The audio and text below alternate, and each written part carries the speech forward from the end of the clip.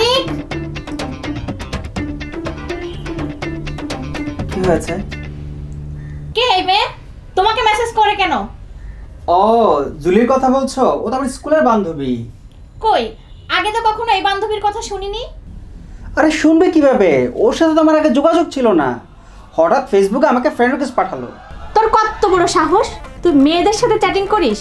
আমি বাসায় থাকি না, এই সুযোগে তোমার শুরু হয়ে গেছে তাই না? তাই তো বলি, তরকারিতে তো লবণ কম হয় কেন? কি বলো এগুলো তুমি? ওই মেয়ে তো বিবাহিত, দুটো বাচ্চাও আছে। ও, তার মানে অবিবাহিত হলে ভালো হতো, প্রেম জমে একেবারে ক্ষীর হয়ে যেত।